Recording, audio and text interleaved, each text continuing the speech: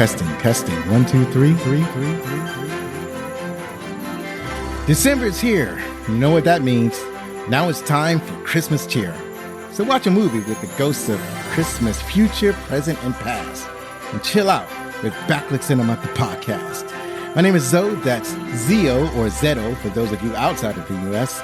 It's the 125th episode. Thank you for watching or downloading or streaming. We really appreciate it. We watch movies of yesteryear that I loved when I was growing up in the 1900s. The late 1900s, mind you. I didn't grow up at 1900s. Get that out. Don't even think that way. Now, if you like what you're about to hear, then please tell your family, tell your friends, tell that New York cop who happened to be in the right place at the right time on Christmas Eve about Backlit Cinema, the podcast. And now, I don't even know if I mentioned who is going to be joining us for this particular episode. But who I have for you, he's absolutely fantastic. He has got an audio podcast. He's all podcasts are audio. What am I saying? He's got two podcasts, but one where I learned of his existence is Podtastic Audio. And he also has another show called the Kris and Kristine Show. And they're both fantastic podcasts. This guy is a family man and he's very knowledgeable in his craft. And what I very much appreciate about this man is that he is doing his best to serve you. He wants you to have a fantastic audio in your podcast. So what better way to find out how to have fantastic audio in your podcast is to listen to Podtastic Audio. Ladies and gentlemen, may I introduce to you the host of Podtastic Audio, Kris Smith. Hey, well, thank you. Hey, sit down, please. Sit down. Thank you. You look great, by the way. Thank you. I love that shirt. Thanks so much for having me on, man. I appreciate this. Thank you for joining the show. I really appreciate you coming. We had actually tried to set this up a while ago, and then I had some issues and complications. Life happened. Life got in the way. Had to cancel everything. But then after I was able to put some repairs on the life track, I was able to reach out to you again. You was able to come back on the show, and I very much appreciate that. Thank you for joining us. Yeah, I'm joining you all the way from sunny, well, not so sunny today, San Diego, California. And we are starting to get into winter, it looks like. Winter has officially happened yesterday because it was summer. I was wearing shorts and flip-flops up until yesterday. I had to get my jeans on and bust them out because, it's starting to rain a little bit today. But I'm here. I love movies. I love talking about movies. I love watching movies when I get a chance to. I love podcasting, of course. I love all things audio because I actually do consume more audio than I do video, which is kind of weird. We're not living in a lockdown 2020 environment anymore. We're all on the go. And so why not have the best sounding audio you possibly can? And that's what I try to do with this show. And with every show I touch, I try to make sure it sounds the best I possibly can. With the gear we have, of course. I'm not saying you got to spend millions of dollars on high tech gear. You should be able to make decent audio with gear you already have, and that's what I try to do. Yeah, you can really have pretty good audio with a microphone that's less than $100. Like with a microphone that's less than $100, you can almost sound like a professional podcast that's like that has millions of listeners and followers, and the hosts of those shows are probably being paid thousands of dollars a week or whatever. But what I found is that sometimes on those podcasts, not all the time, but every once in a while, they will have crappy audio. They will have a bad audio episode. Yeah. And I'm like, how did this happen? Right? Right. Yeah, I mean, we're not all perfect, I mean, things do happen with my shows. Things still do happen. Right. But I try to make it sound the best I can because I don't use video for the podcast. At least not yet, really. I haven't figured out a way to really put it in correctly. The way I would want to do video. So only video that I really use are like outdoor videos of like us doing something outside and going places and things like that. Those kind of videos versus the sitting here talking head kind of video. And I was telling somebody the other day, I was saying like, if you had a choice between coming home from work and watching Netflix, Hulu, Disney Plus, or watching two guys talk on a podcast, please go do the Netflix. Please go watch some Disney Plus. You can always listen to the two talking head guys in the car on your way to work or whatever. You can still do both. Right. But if you have a choice, I just said, I mean, because that's really who you're competing with. Right. When you're competing with, if you're doing all video, because I know guys that go all in on video, that you're really competing directly with the Netflixes and the Disney Pluses. And is your show better be just as good as being on Netflix. And chances are it's probably not. I mean, I can see like professional comedians doing it if they're good. They're coming off with the jokes, I can see that. And another scenario is that if it's actually streaming and not necessarily like you're doing it off the TV, but you're streaming, because when you're streaming, then people can, add comments to the video, and sometimes the host would read off your comments or whatever, and it's almost like you're having a conversation with the host interaction in real time. Yeah. Right. Yeah. So I can see that. But like going on YouTube and clicking on a video to watch talking heads, I'm not into that. And I fell into podcasting Reddit. I think there's our podcast and then there's our podcasting. So, and then me and this dude was like going back and forth in video. And because the original poster, he posted something like, should I do audio and video? And I was like, I mean, just concentrate on the audio. You don't necessarily have to do video. It's like once you get comfortable with the audio, then you can add the video component later once you get comfortable. And this one dude says, oh no, you could do it. You can go ahead and you can get your video and you can set up your channel. And I was like, I mean, yeah, you can do that. But I'm just saying it's kind of a headache. You ain't got to. It's a lot of work. It's a lot of work. Right. It's and a lot you have of to work. be ready for that work. And if you're not ready for that work, then it's like biting off more than you can chew, Right. And I know a guy who wants to do like all the different things. Right. He's got like the heavy YouTube, podcasting, TikTok. He's trying to throw his hat at every different direction. Right. And I mean, if you have the time to do it, go right ahead. But like I said, it's not 2020 anymore. Right. So where everybody was home and they had time to really do these kind of things. Not so much anymore. So I'm trying to find ways to streamline your energy and put it into things that actually work. Right. Yeah, because we got jobs now, right? We got to take care of the kids. We got responsibilities. Man. Oh my God, it's like just doing like a 3-minute video for like TikTok. It takes a while, and when I think about doing a video, and I cringe every time. Like people can do it naturally, but I can't really do it like that. At least not yet. I know I need to practice. Like you had commented on having a script, and I was like, yeah, man. It's like in the script I have. It's episode 125, because if that's not in the script, I will not know what episode number this was. Right. Kristine always asks me on the Kristine show, every time we record, before we hit record, she asks you what episode we're on, because she likes to introduce the episode number. Right. And I have to go, and I literally have to go back into somewhere to look around. Like, you got to go to your website. Yeah, I'm looking around. I'm like thinking, okay, I think it's because she says it's this episode. I'm like, yeah, that's the one. Okay, so she'll do. I'll like open, and then and then she'll come in and says, thanks for listening, episode whatever, and we'll just go on from there. But we never use a script. I kind of started incorporating a little bit of script writing in Podtastic audio, just a little bit, basically like the bullet points and the 5 things we're going to talk about, or 7 lessons or whatever. Like I'll have those written down, so I'll have them, and I'll read them, but also like riff on them too at the same time. So it's not exactly like word for word. Right. I just started doing that because what I'll do sometimes is that when I'm recording off the cuff is my brain will just like stop working and my mouth will just like, and I'm thinking about what I'm going to say. And then also my brain just says, nope, we're just take a break right here. And I'm like, what was I going to say? And then like I have to stop the recording and figure out, what my train of thought was without doing a script. And then I'm like, I got to start writing these things down. Yeah. If I write them down and I start screwing the script up, and I'm like, why am I writing this? I'm screwing this up. So At least try to do a balance. No, I'm just saying at least you have someone to talk to, because when you sit down and you're by yourself and you're staring at the microphone, I will instantly forget what I'm going to say. Yeah, it happens to me all the time. You would not believe, I kid you not, every episode of Podtastic Audio has at least 10 restarts. I kid you not. I kid you not, because I have to I was just doing one the other day, and I had like 10 restarts, and I'm like, come on, get with it, because I like to get a good flow sweep with the start, like at least a good minute in, and then maybe I can break it, and then take on for the next thing. But that first intro, I kind of wanted to feel very smooth and very seamless, with energy, just kind of run into it. And then I kind of get to the point where I need to start talking about something else.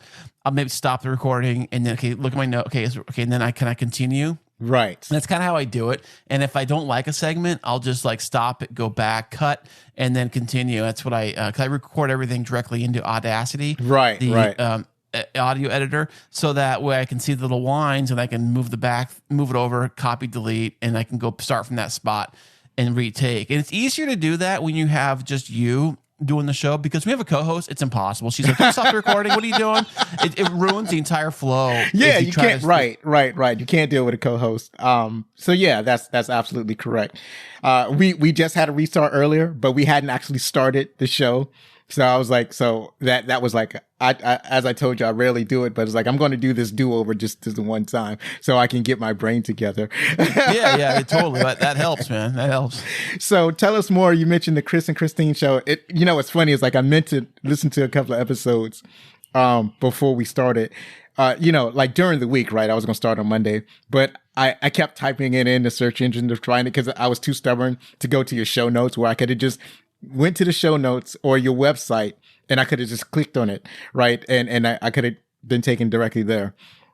So were you typing it in with Kris with a C? Yes, Kris with the C. The traditional spelling, like how I spell my middle name Christopher, and it wasn't popping up. And so I finally. I bought the domain for both because Kristine's spelled with a K, right? And I'm spelled with a C, right? But then when we did the show, I was like, well, maybe if we changed it together. And she's like, why are you changing my name? And I'm like, I'll change my name. I don't care. Like, I'll change mine to K. I don't care. Right. I mean, on an audio podcast, it's all the matter. It's the same. It doesn't matter, right? Right. So that's why I was like, whatever, it'll be cute. And that's what we called Kris Kristine with K's, because now they match and they look cute. And then we call it the K2 Studios because it's two Ks and all that kind of stuff. That's kind of how I got cute with that. That's kind of where it evolved. And that's kind of the reason why we even did the two Ks. That was why we spelled it that way. But it did get kind of screwy when trying to find it in a search engine and things like that. So I did buy spelling of the website KrisandKristine.com with C's and K's, and I bought different versions, but they all kind of go to the same website. So that's kind of what we did with that. And I remember when I first started the podcast is that my son had an Xbox, and he was younger. I forget how old he was, but he wanted me to order one of those headsets so you can talk to your friends and play video games at the same time with, right? So I went on Amazon and I just ordered whatever cheap, $15 whatever headset I could find on Amazon. It came in the mail, and I'm open the box. I'm kind of curious. I'm looking at the thing, and then it had a little jack that you could plug into the computer for the microphone and the headphones. And I'm like, that's kind of cool. So I plugged it in my old computer, and then I trying to find how to record. My computer didn't have a microphone; it's just a tower computer. And I plug it in, and I start talking the thing, and I play it back, and I'm like, I wonder if I could make a podcast with this stupid thing. It's like all of a sudden you have a microphone and you caught the podcasting bug instantly. I know, I did. But now I'm researching okay, how does this work? How to record? Now I had to look up what software do you record with? I didn't want to pay any money on this thing. What I do. So I'm looking at different things and I'm trying to figure out I want a co-host. If I'm doing this, I want to have two people. So. So I'm thinking, how do I plug in two microphones? Is this even going to work? And then I went on Amazon, ordered two really cheap microphones, basic USB microphones, basic headphones and different things. Then I had to look up on the computer, how do you make two microphones work in the same computer at the same time? And I figured out a way to do that. And it was very rough. And it was a one mono. I know nothing about nothing. So it was one mono track. And I just recorded as an MP3, saved it as an MP3. I didn't even know anything about nothing. Right. And then I had to look up places to host and different things. And I just started going down a wormhole of figuring out how to make it happen. And then tinkering with music. And I was playing around with Audacity. You can make music here and you can fade it out there and you can put your vocals here. Oh, it's just super cool. I got caught the bug. And I started just playing around with it. And I asked Kristine if she can do it with me. And she's at first she didn't want to do it. She's like, I'm too busy. I got school and I got work and I got different things. And I said, don't worry, we'll only do it we'll just try it and do a couple episodes, a couple episodes in. And then I think I got it up to the host and had a player. And we sent that out to some people's family members and a couple of her coworkers at her work. She shared it with them and they were they like podcasting or whatever. And then one of the guys like played it. He said, "You guys are great. You guys sound so cool." And after the first episode, I was like, "What, really?" And like, yeah, your show sounds like a lot better than a lot of the shows that I've heard. And I'm like, wow, it's crazy. So then I got the bug, and I'm like, well, let's make another one, and then eventually we made another one, and then we made another one, and then at first I thought it was only going to be like 5 episodes, and that was it. Like we're just gonna try it for a few episodes and say we did it, and that's it, move on. But it kept getting more and more, and I got the bug. And then when you start getting into guesting and doing guest interviews, you start getting the bug there. And of course, then 2020 happened, and then of course everybody's home, so it's easier to get guests because they were home. So we started doing that, and then I started figuring out we got to get better ways to get the audio, make it easier. So we upgraded from that crappy way to record to we got an interface. It's up here. I still have it. Yeah, he had a graduate to an interface with better microphones, not the best, just better microphones, and we did that for the very longest time. And then it was only like last year I just got the Rodecaster 2. So, but we were doing that for a while, and then people are asking me, like, how do you make it sound so good? How did you do all that stuff? Like other podcasts, just all during 2020, of course, because during 2020, as you know, like everybody and their grandmother made a podcast. So, I was like, they were asking me questions about stuff, and that's when I got me thinking, like, well, I already have the gear. I already kind of know what I've been doing because I've been researching this whole thing to get to this point. I've been trying to look up everything I could. Why don't I just make another podcast kind of explaining what I've done and how I do it and how I can help you do it too. I mean, not saying my ways are the best. I'm saying it's kind of how I've done it up to this point, and I've done so much research on how to make it happen. I went from like 0 to here and every step in between. So you listening at home don't have to spend all the time and energy that I spent trying to figure these things out. You can skip to the good part. And you could have, and I've figured out ways to cut corners, things that can speed up your workflow, ways that make your audio sound great without having to spend tons of money on it. And because I use all those things myself, right? And so basically, that's what we've come to today, and here we are. So, ta-da! It's funny. That's similar to my journey. Although I'm glad that what you mentioned that you had kind of just jumped right in. You just you didn't hesitate. You just went on Amazon. You just bought the microphones. And then just plugged the microphones in the computer and you just started recording, right? So yes. I love that. And then along the way, you figured out how to make it better. So my journey was slightly different. It was that I did a little bit of research first because I knew that, you different microphones have different quality. And that's the main thing I was worried about is I didn't want to buy an expensive microphone. I just wanted to buy one that was good enough to, to have good enough quality and for it not to sound like a mess.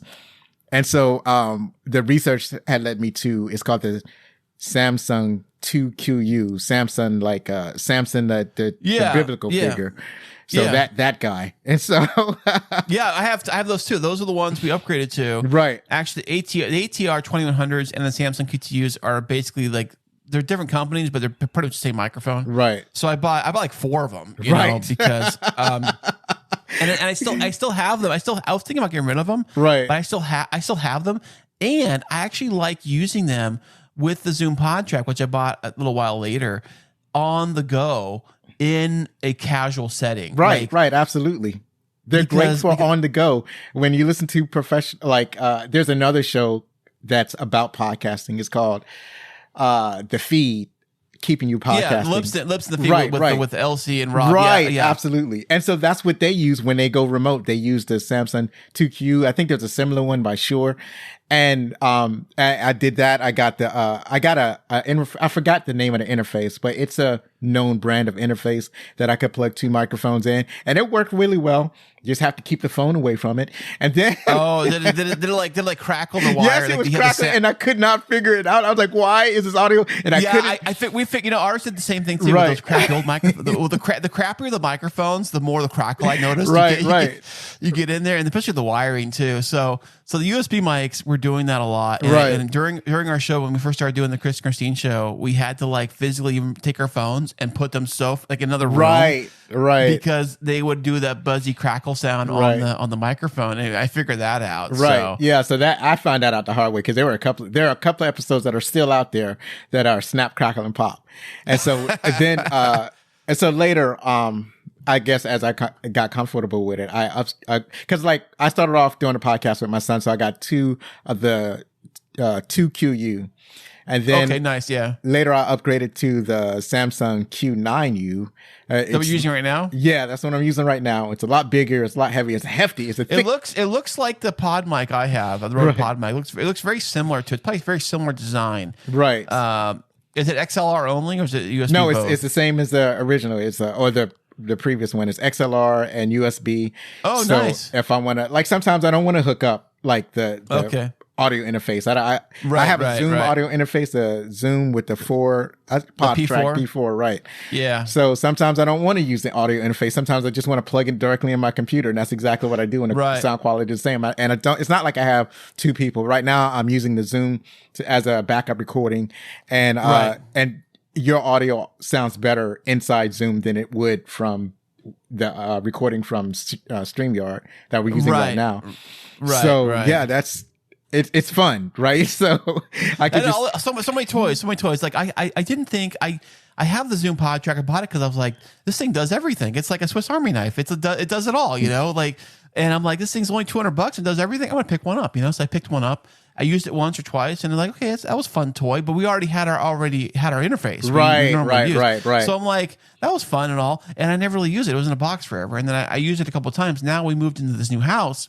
Like this room I'm in is the guest bedroom, and we have a lot of company coming through here, so I can't be podcasting while I'm in this room. So I take the laptop, take the P4, and I move shop somewhere else in the house, and I can do it that way with the P4. I think this is pretty cool. Right. And then I don't know if you know this, but I actually record a show for a client, and I did a show recording in person for them, and I took the P4 and I set it on the table.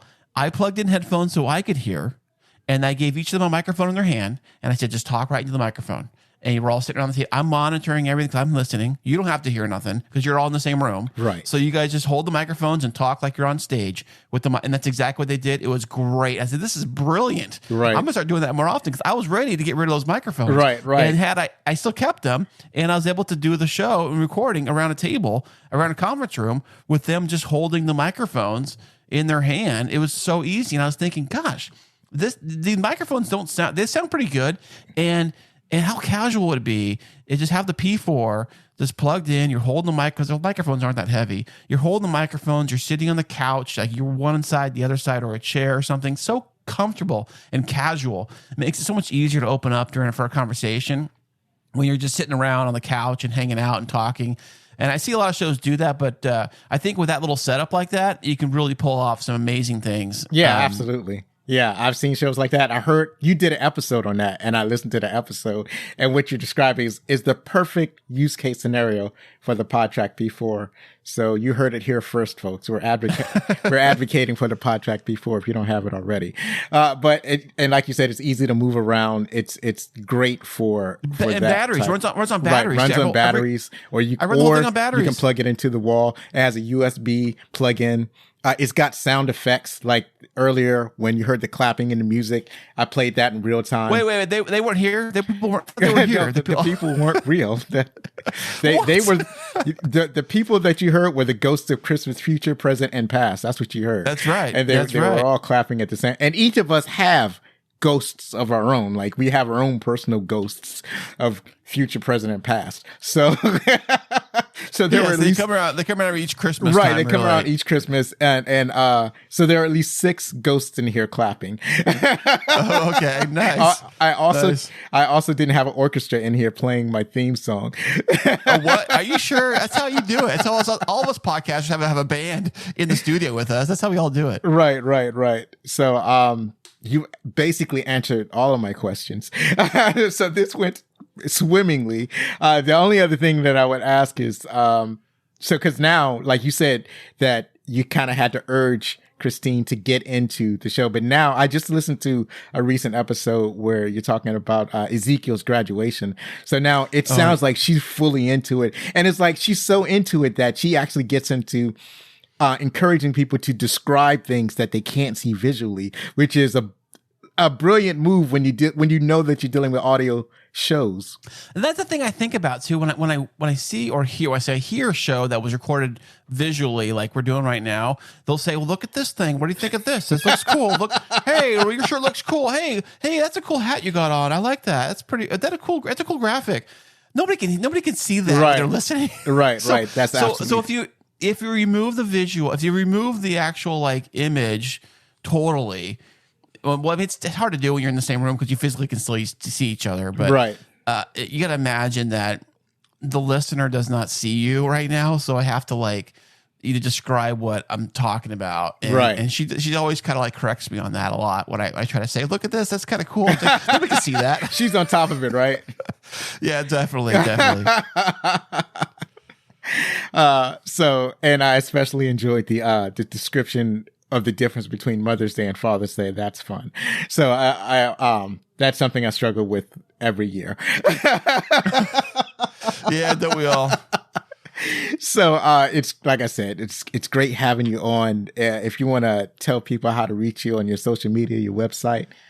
Yeah. The website for the Kris and Kristine show is krisandkristineshow.com. And it doesn't really matter how you spell it because I bought a few different domain versions. So it's krisandkristinесhow.com. And this show is podtasticaudio.com. So either way, actually the Kris and Kristine show, and I think about it, there's links to all the different websites on that website. So krisandkristineshow.com, everything's good. Everything's right there. Awesome. And as you said, your show Podtastic Audio, you are showing people how to have great audio, and your audio sounds fantastic. I just want to say that. Thank you. Thank you. If you must know, I'm using a Rode Pod mic, which is the first gen version. There's a second gen out right now, which is the USB pod mic, which sounds great, I heard. But I have the original pod mic, which is it retails for like $99, which I think is the best $99 for any microphone you're ever going to get. And it's going right into a Rodecaster Pro 2. It's got some processing on it, and I always have it tuned to the broad. It's like different settings on it. I have tuned to the broadcaster setting on the Rodecaster, and I've adjusted at whatever level it says to put this thing's like super high tech. It's like a computer within a computer, man. This thing is, it's like it's so fancy that it's got like positions for the knobs. It already tells you where to put stuff, and it already figures out the special processing for a broadcaster. So that's what I'm using right now. And here we are. That's awesome. I had seen the Zoom microphone, and I was thinking, I was always wondering how good it is. And I'm glad you said it sounds great. It's $99. You mean the pod mic microphone? Is that what it's called? The pod mic? Yeah, the Rode pod mic. Yeah, Rode pod mic. It sounds. And you said it looks like yours. It sounds. You said $99. Yeah. That's amazing, because the microphone I'm using right now, I think it was almost $200. I think it was like $135, and your mic sounds fantastic. I feel like it does. Yeah. I love these effects. Everybody says, "Oh, you got to get a Shure SM7B." Like everybody says that. But I'm saying, dude, for the price of like 4 of these, I can get one of those. Right. And I have the Rodecaster can handle like multiple inputs. So right. I can have 4 people in this room right here, and all hooked up with these microphones. We're all going to sound great. Yes. Versus just one microphone. Right. I remember somebody was asking on the same podcasting Reddit about have 2 people speaking into a mic because they're just starting into podcasting. And my advice was, no, don't do that. Get 2 microphones. Don't start. Right. Well, the only way I would say that would be okay. The only way I would say to do that is you physically handheld the microphone. Yes. You do like news reporter style. Yes. It's like, what do you say? What do you say? Yes. What do you say? Back and forth. Passing it. Yes. That's the only way to do it. Yes. Really. And that's super awkward.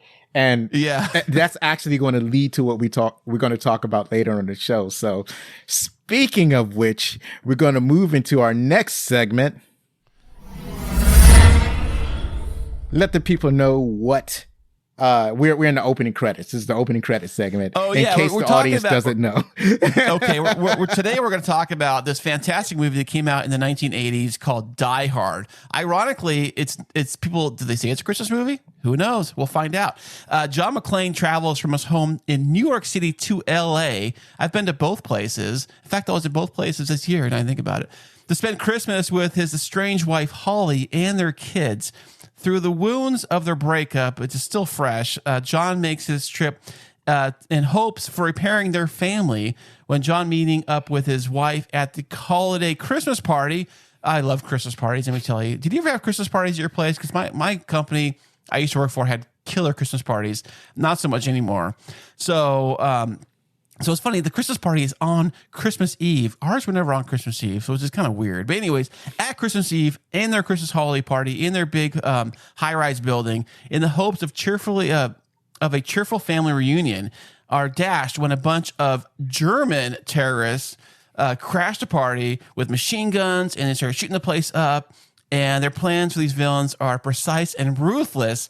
They're accounting for everything except for John McClane, who escapes, and he's hidden in the shadows trying to thwart all these bad guys. And that's basically what the movie is about. Absolutely. So this movie was released July 20th, 1988, produced by 20th Century, I can't even say words now, 20th Century Fox, Gordon Company, and Silver Productions. You know what I should do is I should start doing tongue twisters before I start talking so that my big lips and my tongue don't get in the way. You know what's funny? I heard some other podcast. I heard on their podcast, there's certain letters, if you line them up in the sentence, even they look appropriate on paper, that when you say them, they tongue twist you up. You have to Google which ones.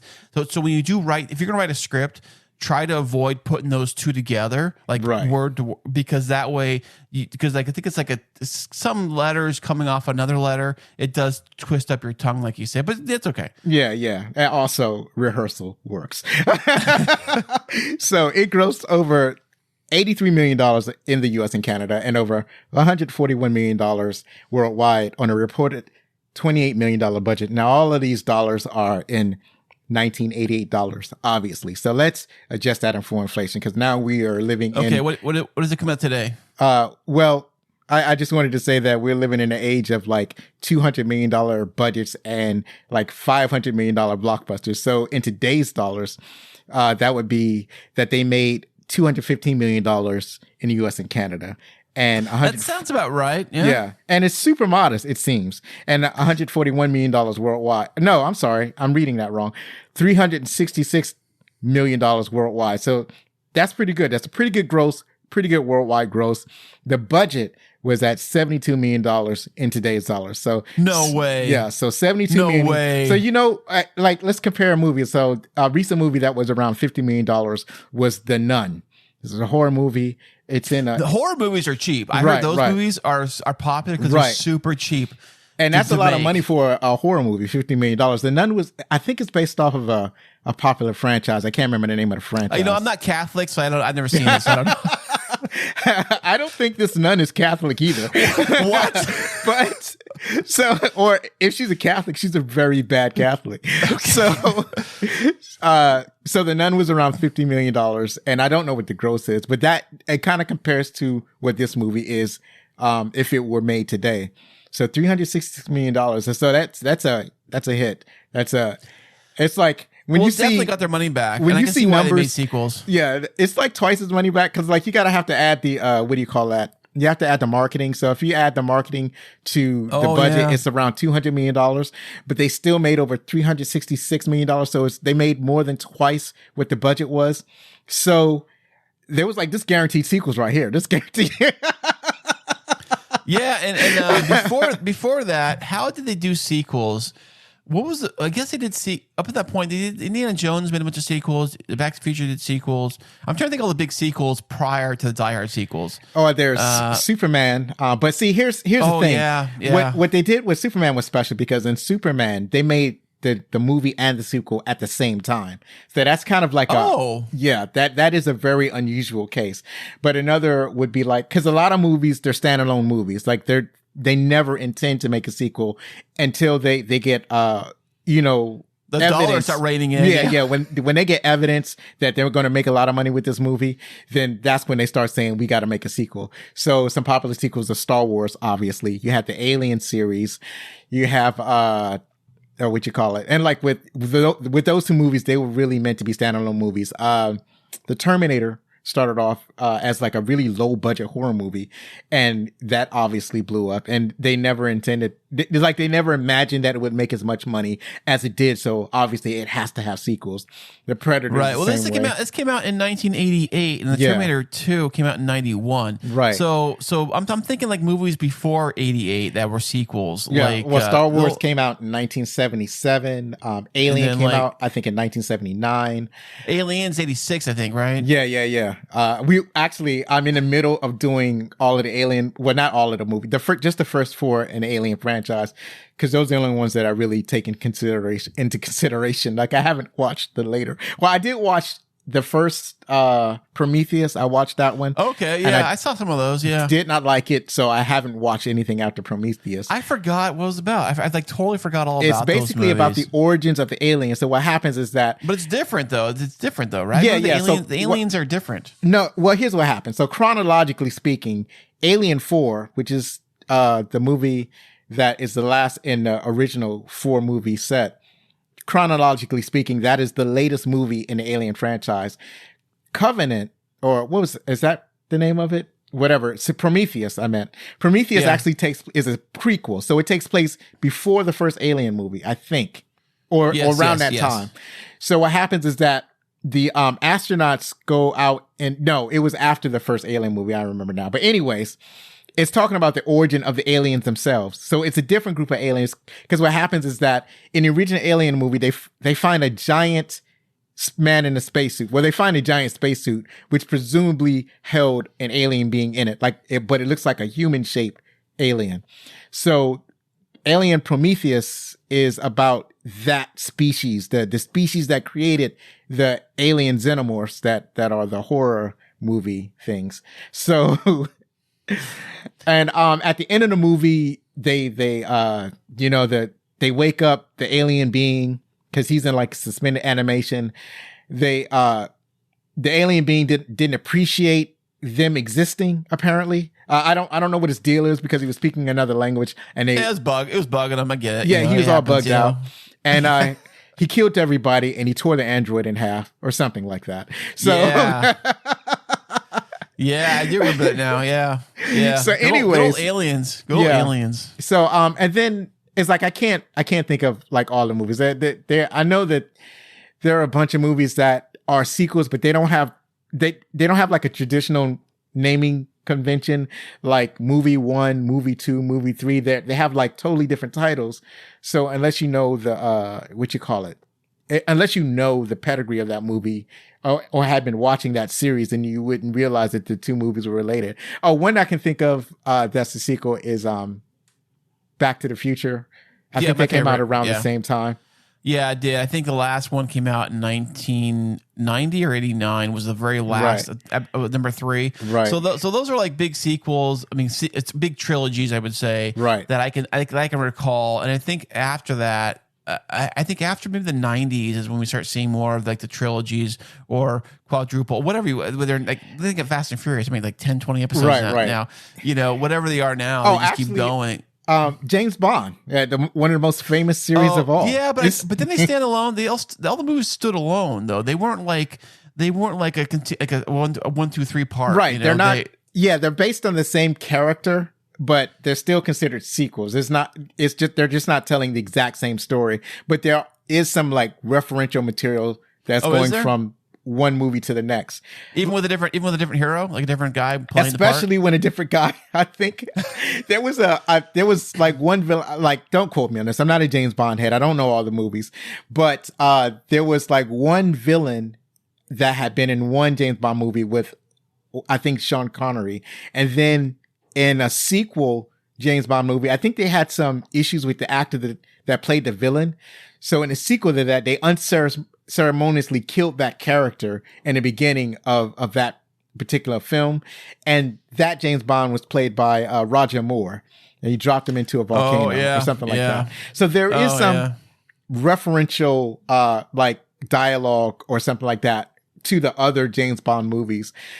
I think what they did kind of like a soft reboot with Daniel Craig, but they still kind of I like Daniel Craig. I like Daniel Craig James Bond. Some people were kind of hesitant on him because he had the blonde hair and he wasn't like your typical like poster James Bond that everybody is used to seeing. Yeah, I was one of those. I was like, oh man, this guy's looking rough.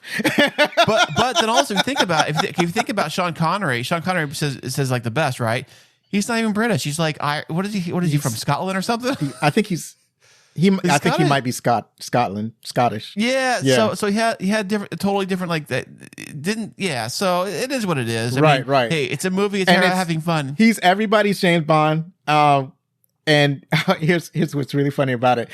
He has a Scottish accent and he doesn't care. Like in every movie that he's in, it's like it doesn't matter what like in Highlander, he's supposed to be a Spaniard, but it's like speaking with a Scottish accent. So yeah. Yeah, well, if you can play any role, I think it's called guaranteed paycheck. Yeah, absolutely. So this movie we have right now, it's Die Hard, and the main character is Bruce Willis, who I think before he even did this, he was doing Moonlighting, which was a television series which I vaguely remember. And he was basically, I think, wasn't he like an undercover or a news writer or something? I forget the storyline. Right. Yeah. So do you know what it is? We're talking about the love of my life, Moonlighting. You vaguely remember it, and I grew up loving it. I watched the first episode and I was like, man, this is the best show this is the best show I've ever seen in my life. Break it down, because I don't know what it was about. So Moonlighting was it stars Sybil Shepherd and Bruce Willis, and Sybil Shepherd was I think she was like a model, and she was like, so she wasn't an actress? She may have been an actor. She may have been an actor model. I can't remember exactly. I'm going to find out.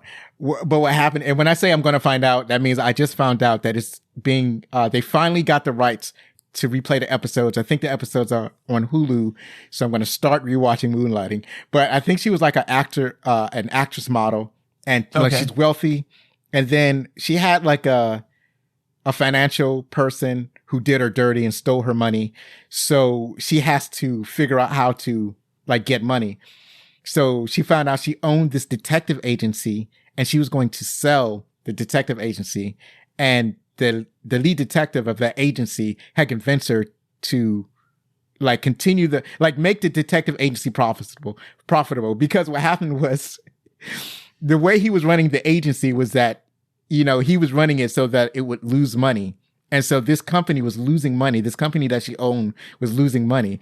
And then she says, well, I have to shut this company down because it's not making any money. And he's like, well, if you want me to make money, I will make money for you. But the reason I was brought here is so you can lose money. Now, I don't know how serious that was, or he was just like being a flim flam man, so he doesn't lose his job. But so he convinces her. Yeah, I said, wow. So I'm sorry, go on. No, I'm just saying he convinces her to keep the agency, and he goes out to solve this case, and she tags along with him, and there's sexual or romantic tension between them the whole time. Always is. Yeah, of course. Why not? I mean, it's like with any good show these days. Like, are they going to get together? Are they not right, together? Right. The other classic version of that, I think it was like The Office with Jim and Pam for so many seasons, and then eventually they hooked up, and everyone was like, who cares? Right. So. And so, but it's just a fun. I mean, the show was going to run its course. Like as soon as they decide, like the writers decide to break the tension and have them get together, then basically the show is open, because that's kind of what the show is about. But I love this show. It's just a fun show. It's basically a kind of a light comedy show. So it's Bruce Willis. He's a comedic actor. He's like making jokes and whatnot. He has an incredible flow and style about him. It's charming too. The charm about him too. Charming is all get out. And then so when they typecast that guy to be this like hero of the day in the Die Hard movie, people are scratching their heads like, what? It'd be almost like as if like today, if let me think, you were to hire Adam Sandler as like the next Rambo. You know what I mean? Right. People be like, what? Yeah, that was, I wouldn't say that it's a head scratcher, because Bruce Willis was the reason that I wanted to see Die Hard. So I'm like, he's good in this. I want to go see him in that. So what else has Bruce Willis been in? He's been in obviously later years. He was in Pulp Fiction. which is one of my favorite movies. And he played a character in the Pulp Fiction. I wouldn't say a main character. He played a character. There's so many characters in that movie. Yeah. The Sixth Sense, which the first time I saw The Sixth Sense, I was watching with my parents. My parents have already seen it, so I already knew like this big reveal at the end. And then they kept telling me, "What do you see? What's wrong with this photo? What would you catch on? Are you catching on? What's going on? Are you catching on?" I'm like, "No." I'm like, right. This movie's like slow and boring. I'm like, this is like a slow, boring movie. What are you talking about? And then at the very end, he's already dead. I'm like, oh yeah, I guess that makes sense. Right. And then Unbreakable, which is also made by the same director as Sixth Sense, I believe. Yes. Which I only saw parts of. I never saw the whole thing. So, but he's been in a ton of other movies. And what was the movie I just saw he was in? I don't know. He's been in a bunch of things recently, but I heard he retired from acting because he has some health issues. Yeah. So he's stepping down, which is fine. You know, he's had a good run, right? And he's older now, so I'm okay if he hangs it up. It's all good. Well, he kind of has to. He has a type of disease where he can't communicate. I forgot the medical term for it, but it's called not reading your script correctly on the podcast as well. But what you call it? Yeah, it's kind of a sad situation where he has a brain disease where he can't process language like a normal person. Like his brain isn't communicating, and yeah, it's really sad. When I was reading up on Hulu releasing Moonlighting or being able to get the rights to air Moonlighting. Apparently the producer or the director of the show went over to talk to Bruce Willis about it. And he said that, he was able to get Bruce to acknowledge that Moonlighting was back on TV or whatever, but that Bruce himself is incommunicado. Like he can't speak. He can't return the conversation, can't really have a conversation with him. And it's like he kind of knew that this was happening. This is like a slow motion disease. So a lot of like there were dozens of movies that he did in the later half of his life that were just like direct-to-video movies and had the quality that you would expect from a direct-to-video action movie, not even a Netflix action movie, a direct-to-video action movie. And in those movies, it seemed like he just didn't care. It was like he was just trying to collect a paycheck, and that's exactly what happened because he's trying to secure his family because he knew this disease was coming. Okay, so who else is in the movie other than Mr. Moonlighting himself? Sorry to bring the situation down, but to bring it back up again, we got Alan Rickman. He plays Hans Gruber. You may have seen him in Robin Hood, Prince of Thieves, Sweeney Todd, The Demon Barber of Fleet Street, or Galaxy Quest. He's one of my favorite actors. I love Galaxy Quest because I used to love I love Star Trek, and I used to love Star Trek. The Next Generation was my show. I used to love watching that stuff, and that whole Star Trek's kind of spoof on the whole Star Trek franchise with Galaxy Quest. I really love that. So, who is this Bonnie? What's her name? Bonnie Bedelli? Oh, Bonnie. I want to say her name is pronounced Bedelia. Yeah, she plays Holly Gennaro McClane, which happens to be Bruce Willis' character's wife, not ex-wife, but I guess current wife. Yeah. And she's been in presumed innocent, Heart Like a Wheel, Needful Things, things I've never seen. The whole thing is needfully, I've never seen any of these. So, I have not seen any of these either, but I have read Needful Things. Needful Things is based on a Stephen King novel, and it's bananas. It's basically the devil goes to a town, starts selling stuff out of a shop, and messes people up. The people buy stuff out of the shop, and they just kind of lose their mind. But I've never seen the movie. I just know that Ed Harris is in it as well. But okay, nice. Yeah. And then who else we got here? We got Reginald Vell Johnson. He plays a sergeant. Sergeant Al Powell. He's in Ghostbusters? I've never seen him in Ghostbusters. It's probably a small part in Ghostbusters. Or, it's probably like the guy in the very back of the police. Probably. You know, like in that scene where they all show up and the cops are there and the cops are in the background. He's like that guy. He's like character AB. Right. He's also in a very excellent Mr. Dundee, which is it was a movie about the guy that played Crocodile Dundee. I forgot his name. So Paul Hogan. Yeah, Paul Hogan did a parody movie on himself called The Very nice. Excellent Mr. Dundee, and Reginald Vell Johnson plays himself in there. So what's interesting about Reginald Vell Johnson, if you don't know that name, you know what he looks like, A, because of Die Hard, B, because he's in a long-running comedy called Family Matters. He played the father. That in guy. the show. That's guy. the guy. Okay. Yeah, and he was in Ghostbusters? like I said, it's probably a small part. They said he was a security guard, and I was like, okay, I'll put it in here because you know how in IMDb it has like the top things that an actor is known for, and apparently he was in Ghostbusters. So or maybe they just pull the biggest movies they were in. Yeah, like whether they were like the no main part. Maybe I should watch it again. There are a lot of movies that are not on my. I had allowed you to choose a movie from the grand list of movies, and I need to like update the grand list of movies to include a bunch of other movies that I hadn't covered on the show, and Ghostbusters is one of those movies. So when I rewatch Ghostbusters, I'm going to look for them. Nice. The other thing, you said you were into Star Trek. Are you into superhero stuff at all? A little bit. I mean, I was in. Listen, I watched all of like the Marvel, like the MCU stuff when it was hot with the Avengers and the first Iron Man and so on and so forth. Now that like the Avengers kind of ended, I've kind of checked out. Like I don't even watch any of that stuff anymore. I mean, and the kids haven't either. I only watched it when the kids were little. They really into that stuff. So I was kind of like taking them to the movies and we watched this stuff too. But now it's like, I'm like, whatever. So now it's time. It's time to check out the new hotness. So the new hotness right now is one of them is, I think these are all on Amazon. So one of them is The Boys, which is kind of like I heard about that one. Right. It goes without saying. It's like the best superhero thing that I've seen in a long time. Then they have it's a spinoff show called Generation V, which kind of follows the same kind of themes as The Boys. By the way, these are not shows. If you have young children, these are not shows for young children. They're like, okay, they're dark comedy, dark. No, stuff. They're just dark. Not even dark comedies. It's just dark, black, bleak. Not good for child viewing. Okay. They have the gore. They have horror movie gore, but the reason that I like it is saying something about society, and it's a beautiful thing. The other thing, and the reason I'm bringing this up, the reason I asked this question, because the third thing I'm going to name is a show called Invincible. It's an animated series. Once again, not for young children, but Reginald Vell Johnson is a featured character on the show. So what happens is that Invincible is based on a comic book, but you know The Walking Dead?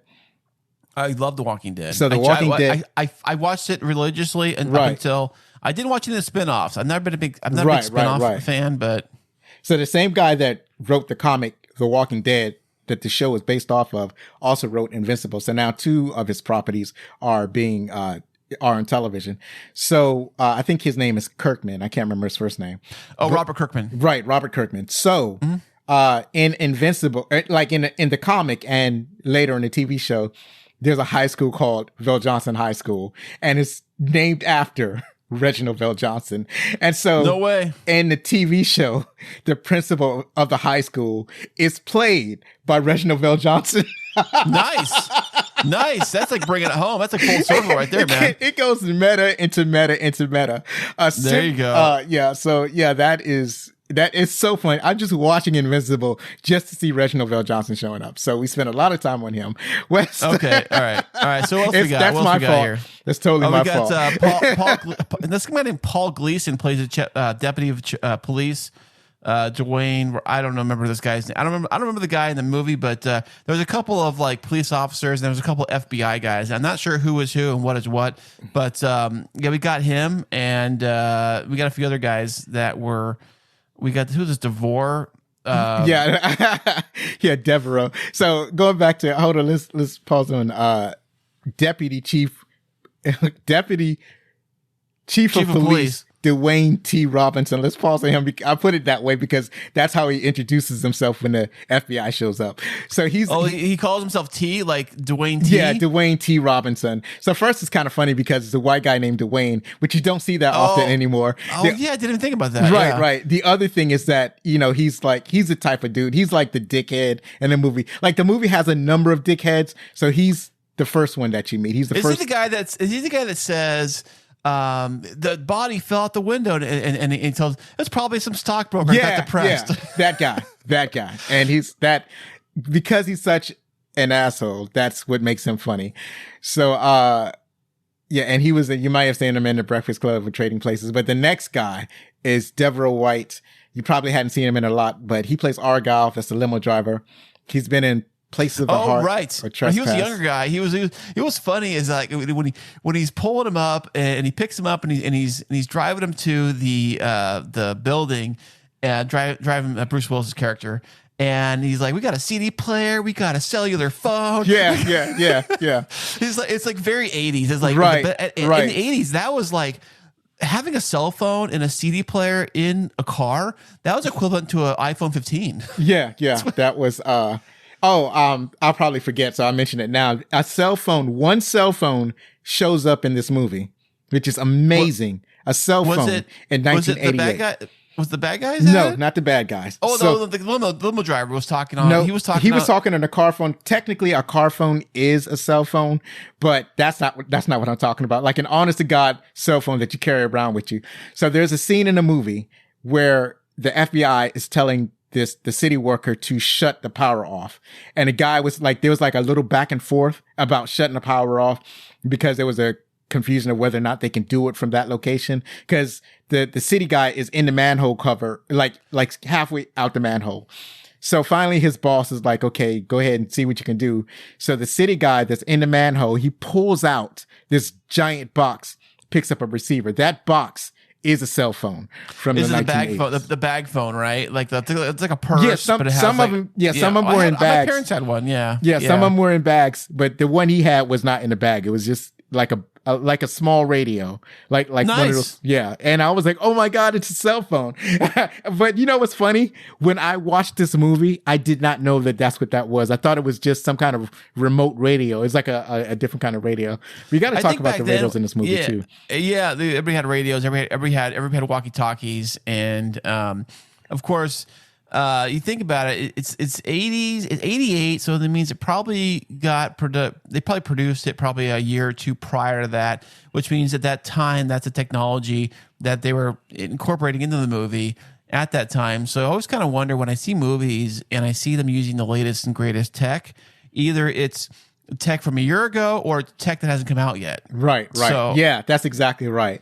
The only other place I remember seeing, I'm pretty sure that as I go through these movies, because most of the movies I'm talking about are from, like I said, the late 1900s. When I go through these, I try to notice when I see something like a cell phone. So the only other time I can remember is in Lethal Weapon.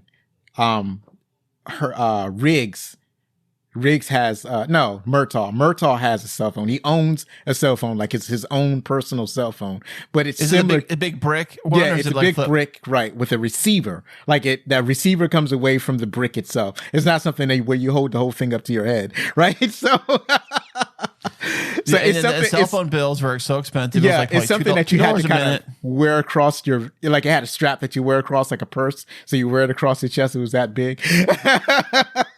Oh, nice. All right. Okay, moving on. Yeah, let's move along.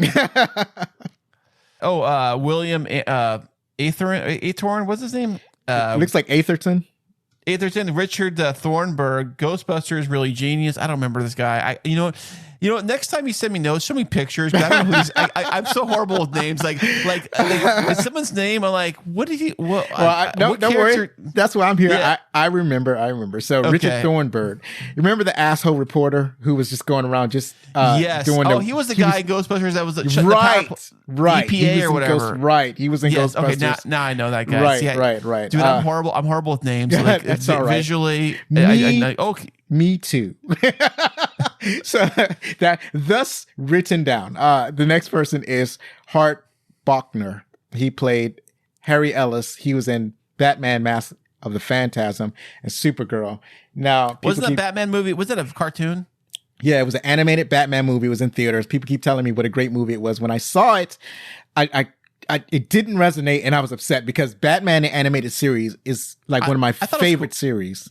I remember watching. I thought it was pretty cool. Right. And this movie is part of the Batman animated series. It's a movie from that series.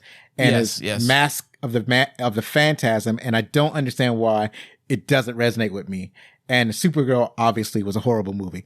So, Harry Ellis, the character in the movie Die Hard, was the smart alecky cokehead. Like he's the cokehead that got I love that everybody in guy. trouble. I love that guy. He's my favorite guy. You know, Harry Ellis, or you may know him as Donald Trump Jr. Same guy. Yeah, pretty much. Yeah. You know, I love that guy. Okay, so moving on, we got James the Shigeta. Shigeta is probably Shigeta. Yeah, if you have trouble with that name, I can't wait for you to try the rest of this name. Well, we'll just call him Joe. And I'm assuming he's one of the Asian characters in the movie. Is he from the party or is he from the bad guy group? He's from the party. All the bad guys are German except for there's an Asian guy in there. There's one Asian guy, one black guy. But I don't remember who their names are. Yeah. So his name is Joseph Joe Yoshino. Oh, I'm messing it up. Takani. Yoshinobu Tagagi. Yoshinobu. Yeah. So Joseph obviously is his American name. Yoshinobu is the name that he had before he moved to America. Tagagi is his last name, obviously. So he's also been in Crimson Komodo and Mulan, 1998, the animated version. So He was the what do you call that? He was the owner of the company. It was a Japanese company, and he was the CEO and president. Yes. Right. He was the owner. It's always have the owner, and of course they whack him. Spoiler alert! Of course, right. They whack him. They do it like mafia style. Like with the gun headshot. Right. Gunshot. Well, they were asking for information. He didn't want to give it up. So yeah, bad guy's going to do what bad guy's going to do. And then, right. And I think it's actually set the tone for the bad guys too, because if the bad guys never like whacked anybody important in the movie, then you're kind of calling their bluff as a viewer. You're kind of calling their bluff. Like nothing's bad's gonna happen to nobody because they haven't done nothing to nobody. They're like a bunch of wusses. What do they do? So okay, moving on to the next guy. What we got? I got it. It's Alexander. Oh shoot, I'm about to mess it up. Godunov. Alexander Godunov. He played Carl Rinsky. He actually, this guy looks like Fabio is what this guy looks like. This is the Fabio guy. He has a brother that looks like Fabio with short hair and glasses. I didn't put the actor who played his brother in there, but I wanted to put Carl in there because he's like the main bad guy. He's like the foil. Like besides Hans Gruber, Carl is like a very he's a very persistent bad guy. So one thing I was curious about this guy is like, how'd this guy keep his hair out of his gun getting jammed? He's trying he's like flinging his hair around in the movie, like see what's helpful is that in the 80s they shot guns from their waists, so that's one way. So his hair wasn't that long. True. So if he actually shot a gun properly, like from your eyes, like you're supposed to, then I can see the gun getting into his. That's very true. The hair Good jamming point. the gun, but like he shot his gun 80 style, so there was no chance of that happening. So you may have seen. I was just saying, you may have seen him in Witness or The Money Pit. What was you going to say? Yeah, Money Pit. Well, I remember him from. He was the music composer. He was kind of the antagonist to the girl in the movie who was girlfriend with Tom Hanks' character. They weren't married yet because they were planning to get married. If you remember the movie, it's a fantastic movie. Basically, the theme of the movie is when you buy a house, get a home inspection. That's all I'm saying. All right, who's the last guy on the list? Okay, we got Clarence. Is it Gilliard Jr. Theo? Now, we said he's from Top Gun. I remember him from Top Gun because he was the backup when Maverick's original co-pilot Goose dies. He was the guy came in to replace him, and he had like one line in the movie. Yes, and then you never saw him again. And the only reason I remember that because I'm thinking like, where was he from in the movie? And that's what it was. And now this Left Behind the movie, I don't think I haven't seen that. I must have left that one behind at the Blockbuster. I don't even know. Right. So it was in a movie theater. It's actually based on the Left Behind book series. It's based on The Rapture. Is that with Kirk Cameron? Yes, it's the one with Kirk Cameron. There are two Left Behind movies. I forgot to put the date on this one. This is the first one, the one with Kirk Cameron, and this is where Clarence Gilliard in. And then there's a second one with Nick Cage. So nice. But here's the thing, though. Most people will know Clarence Gilliard from Walker, Texas Ranger. He was Walker's partner in that show, and I've watched. Okay. I'm guilty. I watched it. Okay, I watched it. No worries. I got it from you. Okay. That's your nice line right there. I love it. Okay, so moving on. So the director of this movie, John McTiernan, is it McTiernan? Yes. McTiernan, right? John McTiernan. Now, here is like 5 movies that he's directed that you may know. I only know a few of these, but you may know these ones. Rollerball, never seen it. Last Action Hero, fantastic movie. Predator, fantastic movie. The 13th Warrior, never seen it. The Hunt for Red October, I've seen it, but I didn't know he directed that movie. So I thought it was kind of a slow movie, The Hunt for October, at the time I saw it in the theaters. I'm like, this is, it was a little slower than your usual like Last Action Hero type of movie, but all fantastic. All have some great screenplay, and they've got some great directing, great camera angles, and great action flow. And as you can tell, he's done pretty well with it. So what's on with who wrote the movie? Yeah, so the writer of the movie is written by Roderick Thorpe, Jep Stewart, and Stephen E. DeSouza. So Thorpe is the man who wrote the novel upon which this movie was based. So it's actually... Oh, nice. Yeah, so it's actually a sequel novel. There's a previous novel he wrote called The Detective. They actually wrote a movie...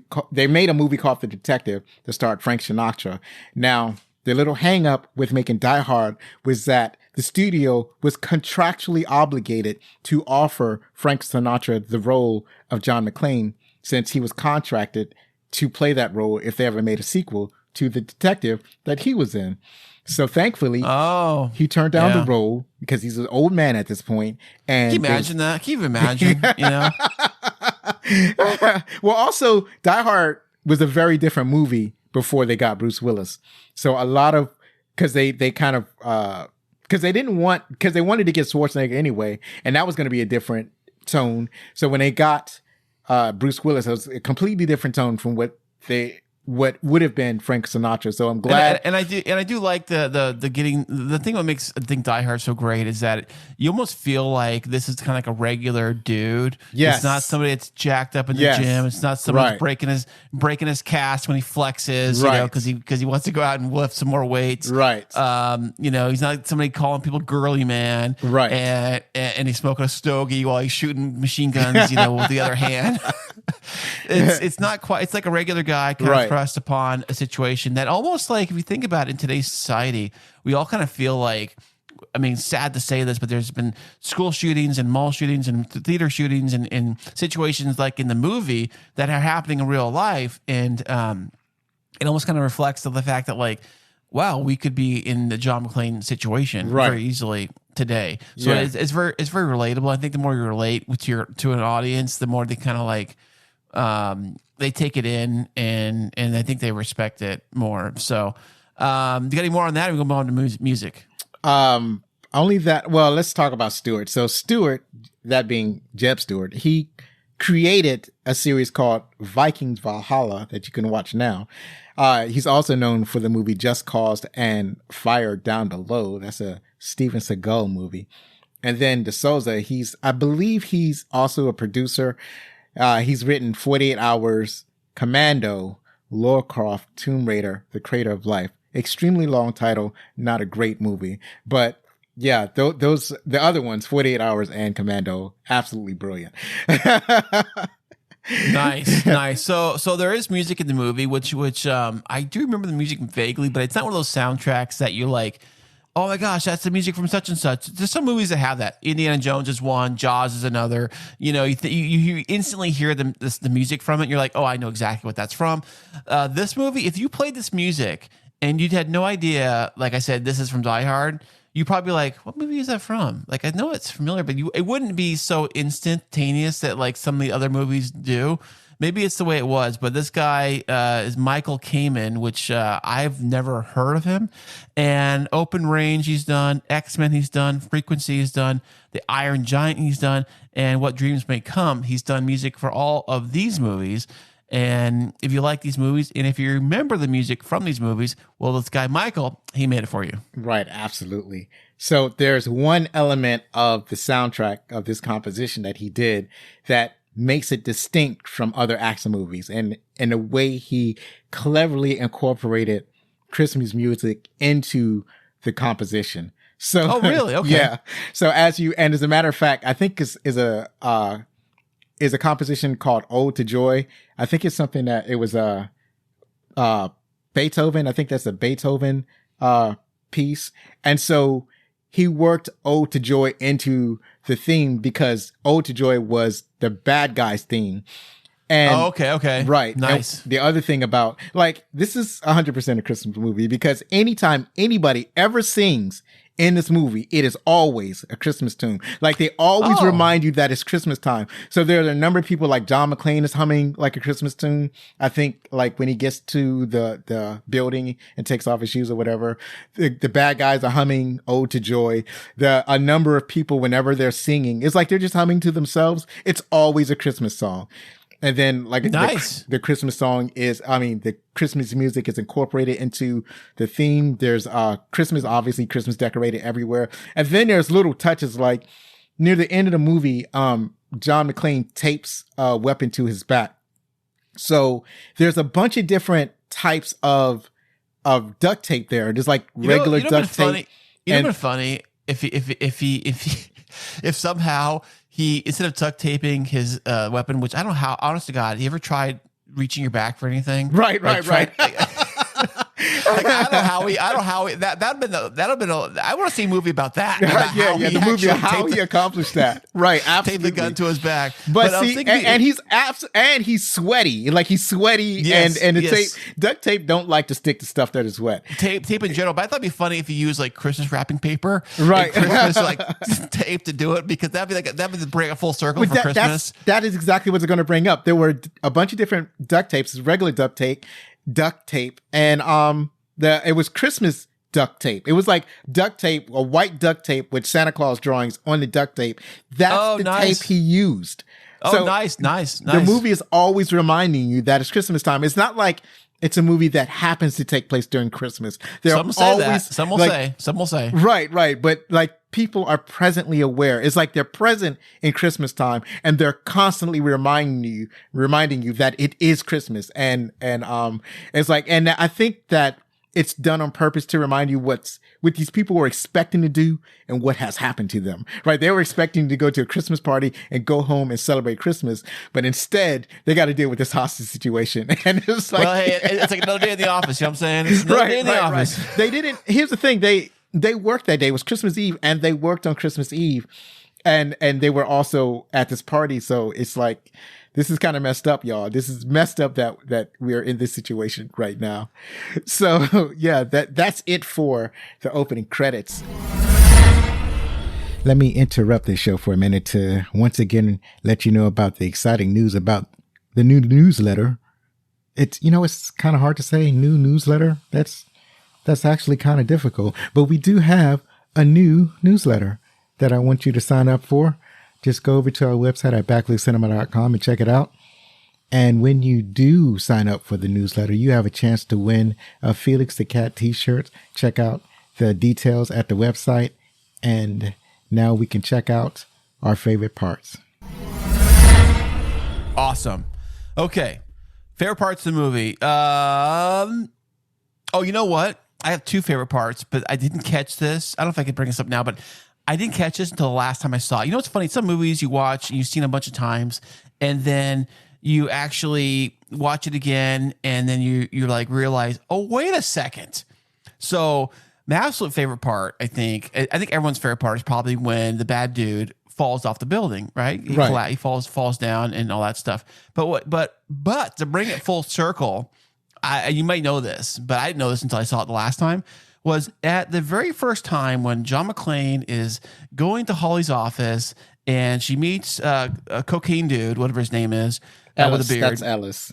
Yeah, I meet that dude, and they first introduce each other, and he says, "Tell him about the watch you guys got. Tell him about we closed some big deal. They got a watch," and he's like, "It's a Rolex, ooh, whatever." Right? He's like, he says that, and I don't remember at that point. Did you actually get to see the watch? Because I think she was kind of hesitant. Like, no. I don't want to show. You don't get to see the watch. Right? She doesn't show the watch off. They mention the watch. They mention the watch at this point, and at the very end, when the bad dude falls off the building, he grabs that watch, and that watch is a thing that breaks, and that's what makes him fall off the building. As a matter of fact, it doesn't actually break. What happens is her husband reaches down and unclasps the watch from her wrist. Something like that. Yeah, I know the watch. I know the watch is in there somewhere. I know the watch is what he's holding on to, and I remember the watch is what breaks. I didn't want Rolex to sue us over that, to say that the watch don't worry, broke. They owe me. They owe me, so it's all good.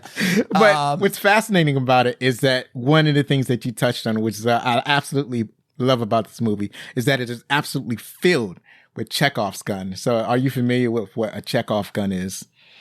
No, I don't know. Okay, so a Chekhov gun is a literary device. So imagine you going into a 3-act play. I think it's called a Chekhov gun because this guy named Chekhov had either come up with the concept or he made the play where the Chekhov gun is featured.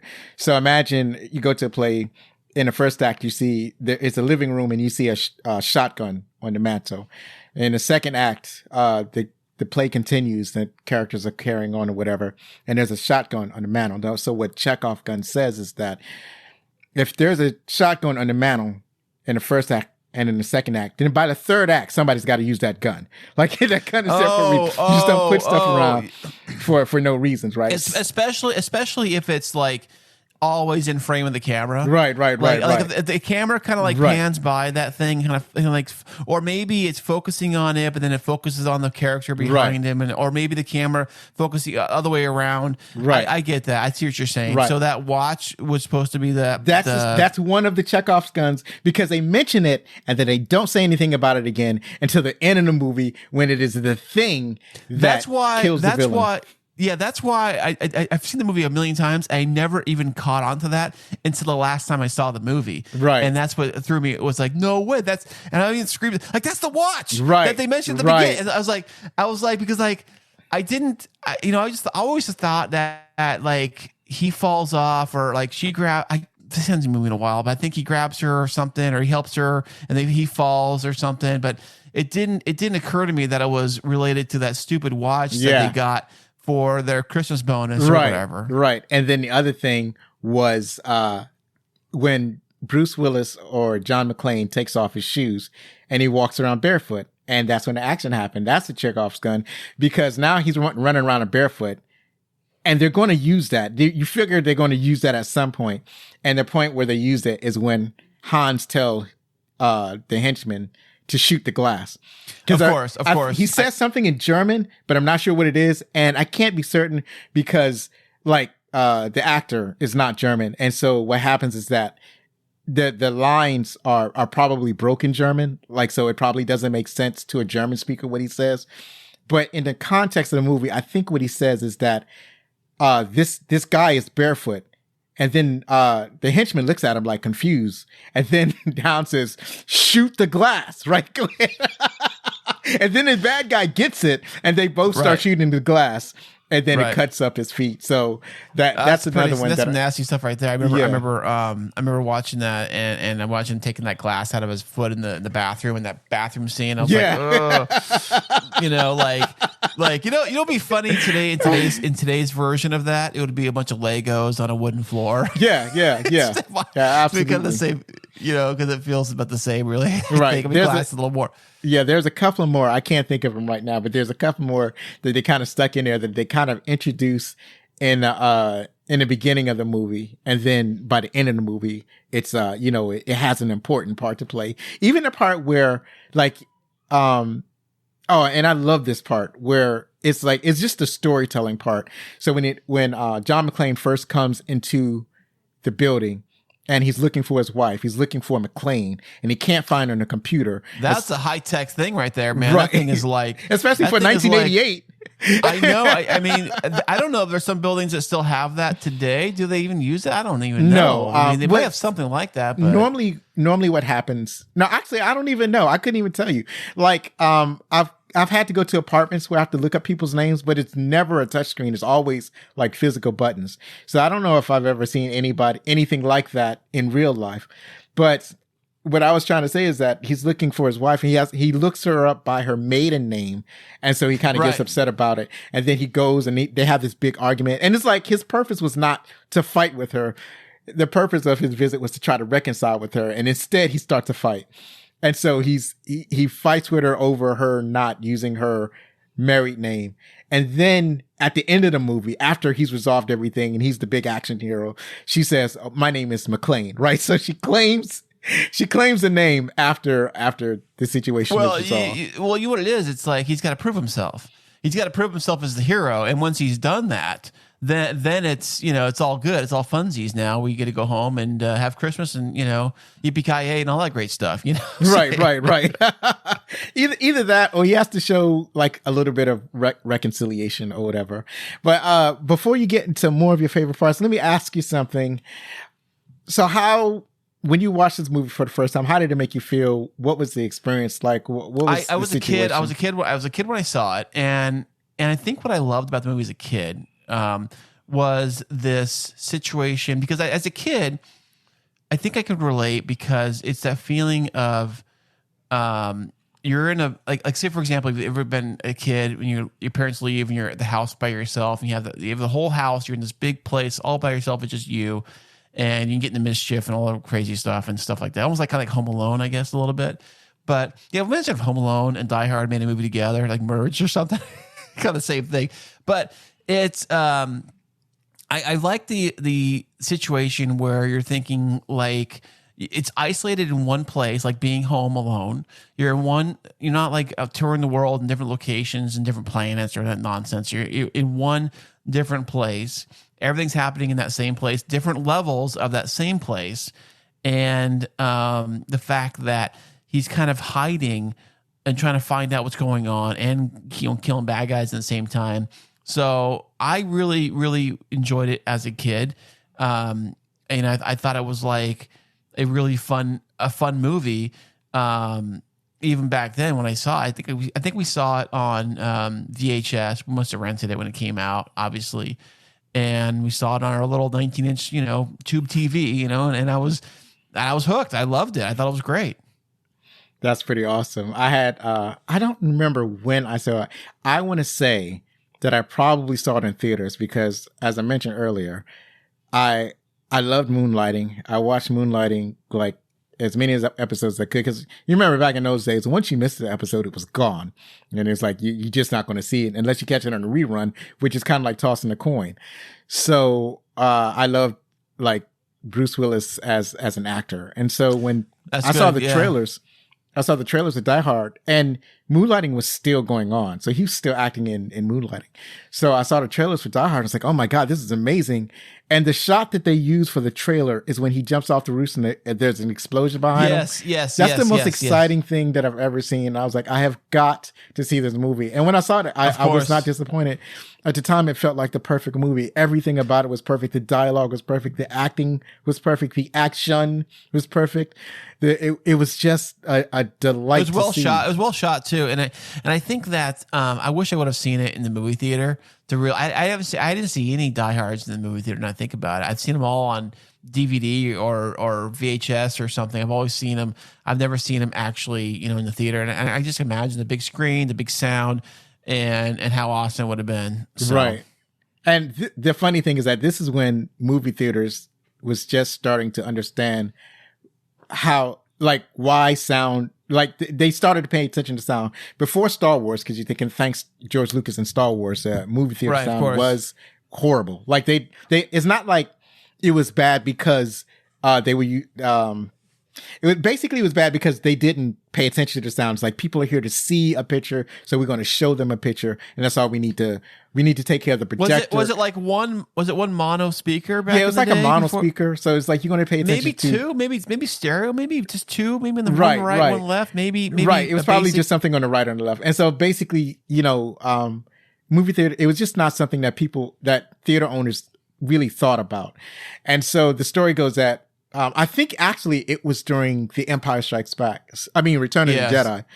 So when Lucas, when he saw the picture in the studio, like when he screened it for himself personally with his equipment, it was perfect. But then when he would see the movie in the theater, it would sound horrible, like in a test screening. So that's when he started the THX revolution, where he basically is a standard for sound. If you want, now they have Dolby Atmos. Now it's better. Now they're paying attention, right? Now but before they weren't. And DT, I don't even know what's what now. I used to be a big surround sound guy. I used to love surround sound. Right. I got some surround sound at my place. Of course, Kristine hates it, so I never really play it. But I love it. And so, but I just have the 5.1. Now they have like 7. I don't know. Then they have 7.1 and 8 and all this different. Now it's all sound bars and all this other stuff. And now I think about it, maybe I should have gotten a really good sound bar instead of playing around with all of the speaker wiring and all the speakers and all this stuff, because the room we have it in is not that big, but I've always, every apartment I lived in, every house I lived in, I've always had my surround sound set up. Right. And I have a Yamaha. I went from Yamaha to a Denon, now back to Yamaha receivers, and I said I'm a sound guy. I love sound, and I have good speakers and all that stuff. But it's sound, I think, is very important, and I really appreciate really good sound quality. Right. So the trivia, the fictional Nakatomi Plaza is the headquarters of the 20th Century Studios. I had no idea about that. I didn't know they actually own the building. So by them owning the building, the actual studio could use its own building and not pay for rent. In fact, didn't they rent it themselves back to themselves? I'm reading that on here. And so, and of course it was an unfinished building. So they used the unfinished parts of the building to do some of the scenes. If you remember the movie, there was that floor where he killed the first bad guy. It was like a construction site or whatever, and all that kind of stuff. And you know what's funny about that scene is I remember the bad guy's glasses. I don't know what his name, but he was like the German bad guy, the first bad guy he kills. And he says, "Come out, wherever you are. I'm not going to hurt you." And then he turns around and starts shooting at nothing. Like, what a liar, I mean, right. Of course he does. It's a typical bad guy thing. Like, I'm not going to hurt you. Come out, and then he starts shooting. Right. In the article for the 30th anniversary of the film, Bonnie Bedelia, I almost messed that up, stated that the first thing she thinks of when someone mentions the movie is Alan Rickman. The two became friends and had lunch together every day while shooting the movie. She expressed how lovely and gentle Rickman was in her life. Yeah, he was the bad guy, and she was the good girl, the wife of the hero. It's funny, she was the one that kicked him off the building, and they became best friends. It's really good how, like, an actor, you think about these movies, you think of these characters, and you think, oh, that villain is so bad that there's no way that the good characters, or at least the actors playing the characters, there's no way they can be even in the same room together, let alone be friends. But you think about, if you watch Walking Dead, like the Negan character and the Rick character, off screen, I guess they were all friendly and cordial, and even, and all that stuff. So it's got me thinking about that kind of thing when you said that. So the scenes where Bruce Willis and Alan Rickman meet up was unrehearsed to create a greater feeling of spontaneity between the two actors. Are you talking the scene where he puts on the worst, horrible, like, cowboy accent, or Alan Rickman does? And that scene or whatever. But he turns it on really good, and you're like, wow, this villain is an actor. You don't think this actor is playing a villain. I'm thinking this villain is a good actor. Yeah. That was the part of that movie. That was funny. So near the end of the film, Hans Gruber mocks John McClane by saying that the conflict wouldn't end like an American Western with Grace Kelly riding off into the sunset with John Wayne. McClane corrects him and says he means Gary Cooper. The film references is High Noon from 1952, another action movie about a lone hero having to defeat a large group of enemies while being vastly outnumbered. Well, that sounds familiar about the movie. It sounds very relatable. Yeah. And but some of the older movies, westerns, like I've never been a big western fan. Like I never watched any of those old like John Wayne type of stuff. I've never really. I mean, I'm sure my grandparents did. I'm sure that's probably the only thing they had back then to watch. But they said the scene here where McClane falls down the shaft was a mistake by the stuntman who was supposed to grab the first vent as it originally was planned, but he slipped and continued to fall.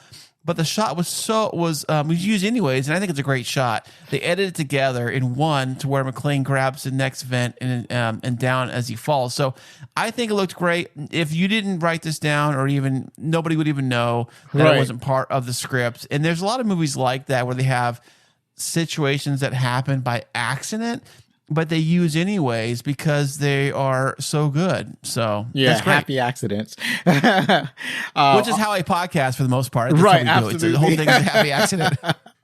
So when Ellis meets with Gruber, Carl can be seen pouring Ellis a glass of Coca-Cola. This is one of my favorite pieces of trivia because I didn't know this. I didn't conceive of this. I didn't speculate that this might be the case. So this is most likely because Ellis, who had been snorting cocaine throughout the film, asked them if they had any coke. Now, you don't actually see, I don't know if you actually see that in the film, of him asking for coke, but he had to have asked for it for them to bring Coca-Cola. So they mistook him mentioning the soda. So Hart Bachner, I probably would too. Because, right. I mean, and it says, "Hey Hans, buddy," it was an add on. He ad libbed that on the fly, and maybe the actor really was on coke. Maybe, yeah. So when the actor ad libs that the face that you see on Alan Rickman was an actual expression. Like that was an actual reaction because the dude was going off script, and so he almost broke character. So the quizzical reaction on his face was genuine. So I was like, yeah, that's pretty awesome. That's well, it's funny. Alan Rickman, the main bad guy, the whole movie, he nearly passed up on the role as Hans Gruber, which ended up being his first film role, which is surprising. Like the first thing he ever did was his villain role, but he did such a great job. Unfortunately, what happens is that because he did such a great job, they actually typecast him as a villain in multiple movies after that. Remember Robin Hood? He was the villain, and what other movie? He was a few. I can't remember him ever being a good guy, other than Space. What's it called?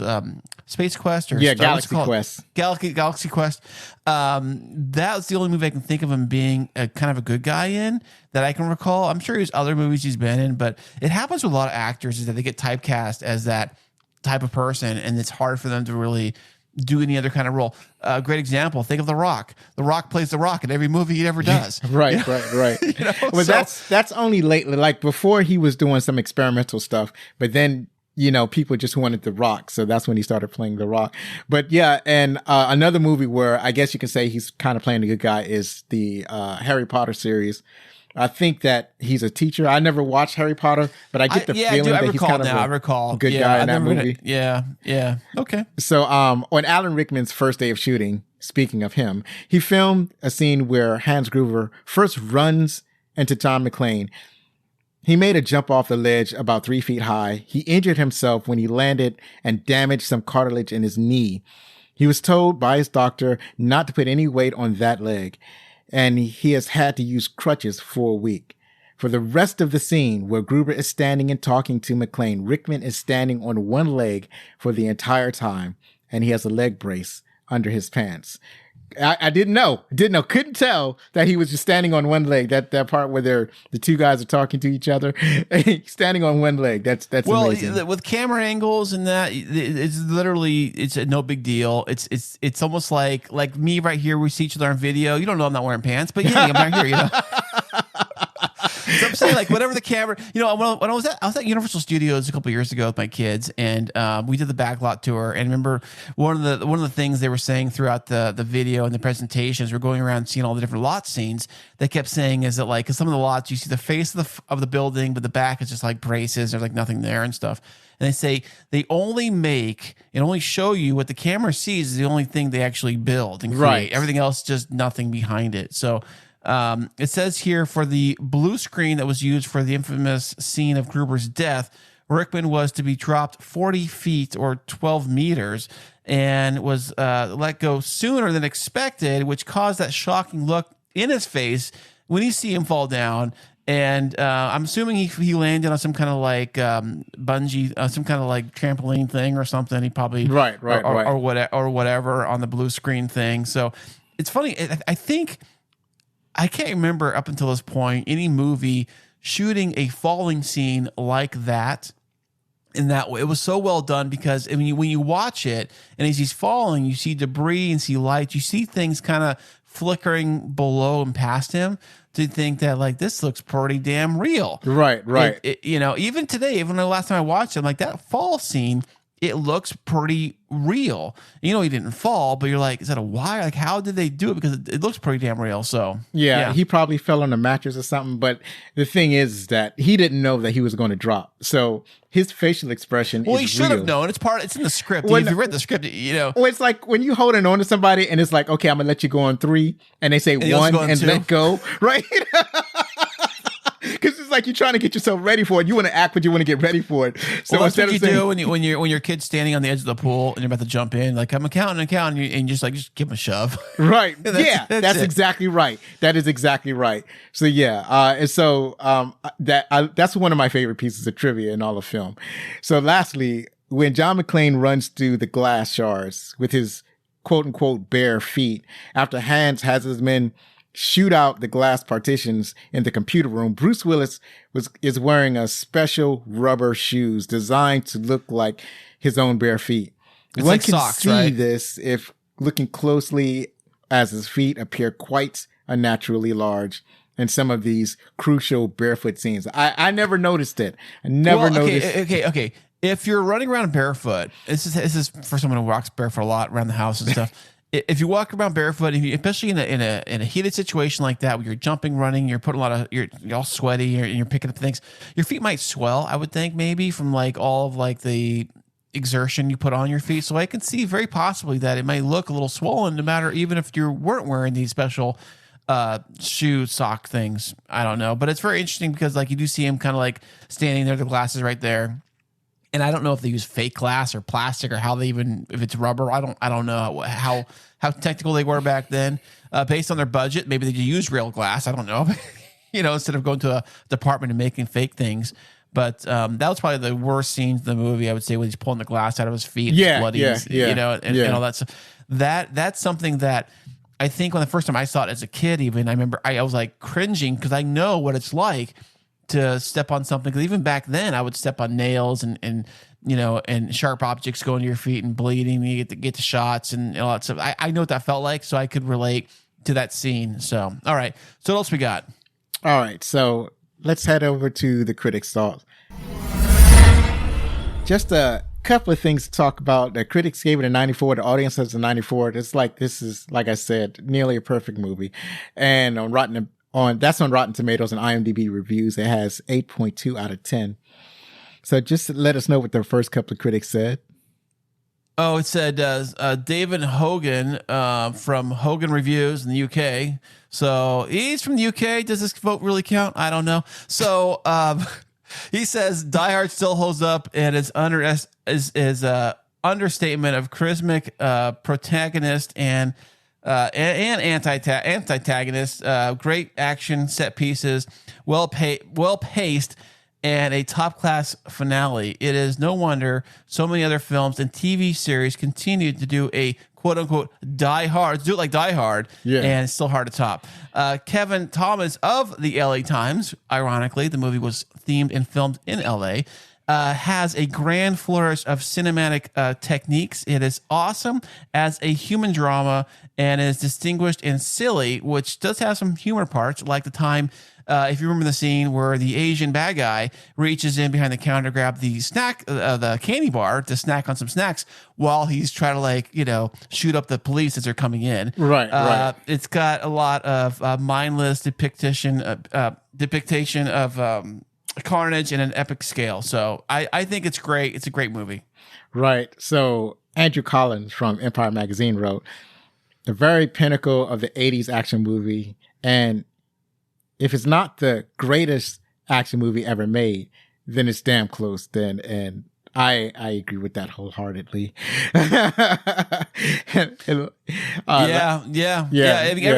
Every movie since then, it says it's trying to do it like be like Die Hard, add some humor into the movie and some almost kind of relatability to the audience as you're watching the thing. You're kind of thinking like, could I be in this situation? What would happen? And almost like normal things like that kind of happen. There's also another scene, if you remember, in the police situation where the police are raiding the building. I think they like bump into each other or something there's something goofy about it. I forget what it is.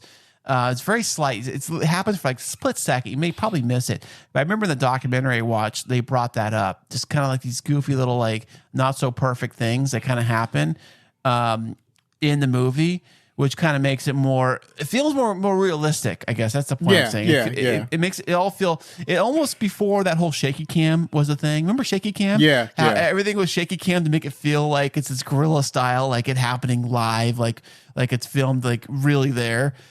This was kind of like probably started all those kind of things. Right. So, man, as we've mentioned before, Die Hard it's just one of the best movies ever. Finally, Die Hard is, as of this recording, available on streaming. No, it's not. Well, I guess if you buy it, you can buy it on streaming. You could buy anything really if you want, Well, actually, most things. I tried to find The Abyss. The Abyss is not available on streaming. One time I tried to find True Lies. True Lies is not available. But what's interesting is that it will be soon. They're releasing a special 4K edition of three of James Cameron's films. So that would be The Abyss, Alien Resurrection. No, Aliens with the S. Aliens. James Cameron version. Right. And True Lies. So True Lies and The Abyss, they have been absent for a long time. But now they're coming back, and now they're going to be on 4K. Now you can buy the hard copy, and I think it's going to be on streaming. It's going to be back on streaming soon. So are you a big 4K? Are you a big 4K guy? Do you watch a lot of things? Well, no, 4K? because my TV only goes up to 1080p, so I haven't seen any 4K. And it's like after you get to 1080p, it's kind of hard to appreciate the Christmas. But what's interesting that you should bring that up was I watched the DVD of Die Hard, and it doesn't look good when compared to like stuff that has been refurbished or whatever, like Netflix and things like that. Right. It doesn't hold up to 1080p. I remember when DVD players were a thing. I had a big DVD player, and then I was so into that. And then when Blu-ray came out, I wanted one of those players so bad. I saved up, got the Blu-ray player, started building a slow collection of movies on Blu-ray because they were so much expensive, the Blu-ray discs. And now I have not jumped into the 4K discs yet. I don't know. I don't know. I've kind of got, speaking of streaming, I've kind of started building an online movie collection. Yeah, me too. So it's all like I connect it with Chromecast or whatever. I connect things that way, and I just stream them to the TV set, and they look in 4K. They look great, and they actually, if you have it hooked up to your surround sound correctly, all the surround sound components still go over from the tablet or phone streaming. It's a Dolby Digital Plus is the technology, and it actually does a full surround sound, and right there, and it's 4K full surround sound. I don't have to put a disc in. Great. Right. Well, see, my thing about building an online library is that because I just recently moved, and moving your physical belonging is taxing and a pain in the butt. And it's like I don't know if owning all of these objects that I have to carry around is even worth it, right? It's like when you have to move, you resent everything you own. Well, I did pull out some movies recently. I rewatched Pulp Fiction. I have that on DVD. I pulled that out of the closet, and I used to have in my old apartments. I used to have this cool like DVD rack that had all like the CD racks back in the day. We you all like had show those. off all your and when I moved a bunch of different times. I eventually they just became like we just put them in a box or put them in a closet or put them somewhere or put them away. Now they officially upstairs and are upstairs with like a landing upstairs and in the top of the landing there's like a big cabinet with drawers and stuff. They're all like hidden in that cabinet, like all stuffed in there. And so every once in a while I'll try to fist through them and find a movie. I'd say I know I have that movie, so I'm gonna go fist through them and try to find them. Even looking for a movie is a pain. Yeah, it is. So, but I love movies and I love all things movies. When I get a chance to watch, I always have a chance to watch movies, but when I do take the opportunity to do that. So, and one more thing I want to say about Die Hard. Like I said, it's an almost perfect movie, but the one thing where I find it's kind of a flaw, kind of a little bit of a plot hole, kind of me. It's like I didn't notice it back then, but now I notice. And it's like every kid that ever had a walkie-talkie should know this, is that you can't both press the button and hear somebody talk at the same time, right? Yep. So in order to hear somebody, you have to let go of the button. In order to talk, you have to press the button to talk. So in Die Hard, they're talking over the radio. And they're going back and forth? Yeah, they're interrupting each other. That's the problem. Either they're interrupting each other or like McClane would say something like there's a part where he says, ow. And then like the, what's his name? The Sergeant Al, he hears him over the radio. It's like, oh, what's going on? What happened? It's like you can't eavesdrop over somebody with a radio, right? The guy has to press the button. You know what it's called? The term for it, I believe it's called. It serves the plot, is what it is. Yeah, absolutely, and I agree with that. They took a lot of poetic license with the radio. So one, you can't eavesdrop in that way. Two, you can't interrupt people, and three, which is most important, is that if your radio communication is compromised, you switch channels, in which nobody ever does. Like somehow McClane he contacts the police on a emergency channel and then they stay on that, like he's on the channel for the whole time. He's both talking to the bad guys and to Sergeant Al, and everybody can hear each other, right? And they're getting all emotional and pouring their feelings out, and everybody can hear each other talk because it's on the radio that everybody's using. It's that little nitpick that I want to throw out there that I want to say where it's not a perfect movie. It's with audio. Like I remember somebody on the radio was mentioning this. They were talking about, I think it might have been The Fugitive or one of those older movies I remember. And they said they got a piece of audio. And it was funny, in the movie, they had this high-tech console or something. And they somehow with a single audio track, they were able to like isolate the faint little voice. Yeah.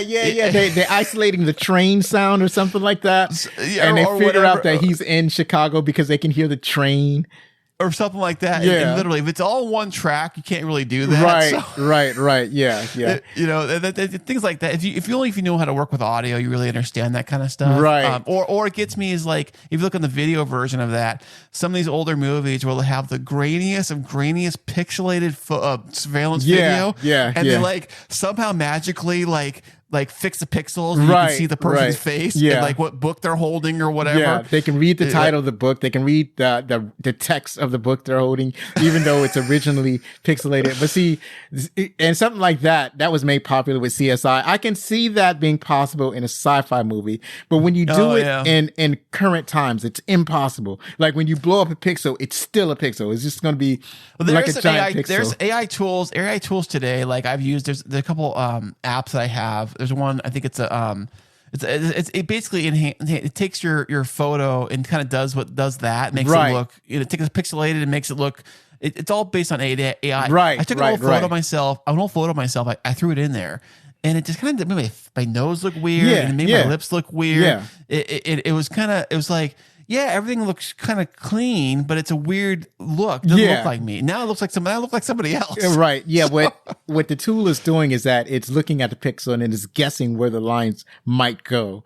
But I don't see it being able to, like, if like say it's a book and the texts are all pixelated, I don't think it's going to be able to fix that type of pixelation. Because it's going to guess what the words might be, and it's not going to be right. And I mean, really, and honestly, like you said, the same thing with human faces. It's not going to guess correctly what a human face looks like. So it's struggling. It's fun to use, to be sure, but I don't see ourselves going into a time where we're going to be able to look at something that's severely pixelated and be able to identify a person from that pixelation. Yeah, like Bigfoot, like the Bigfoot pictures back in the day. Right, absolutely. So, all right. So what else we got here? Well, I mean, that's it. That's it for today. Oh, fantastic, man. Well, thank you, man. This has been great having me on the show. I really appreciate this, man. So thanks for coming on.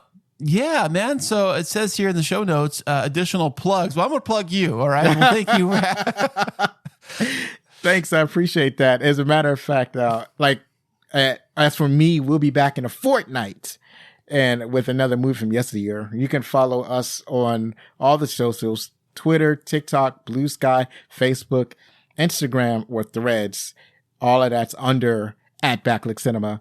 And you can contact us with any questions or comments or suggestions at fanmail@backlickcinema.com. Now, here's the thing. I'm mostly posting on Twitter, and sometimes I'm posting on Threads or Instagram. Those are the three main places you can find me. That's where I live. I'm not a big threader. Right. I don't sew, so I'm not a big threader. Right. Well, I wanted to establish a lot, yeah. Right. I wanted to establish a presence on Threads for the eventuality of Twitter crashing and burning. That's what everyone's doing. That's what it is. It's like your backup parachute when you go out the airplane. That's exactly right. So one last time, if you like the show, then please help us grow by spreading the word about Backlick Cinema, the podcast. And I know that you've enjoyed our guest, Kris Smith. So please listen to Podtastic Audio and the Kris and Kristine Show. Believe me, it matters. Thank you. Thank you for joining us, man. I appreciate you. I've been Zoe Richardson. Be safe, share a movie from yesteryear with your loved ones, your family. Hug everybody. And if you're going to be anything, be outstanding.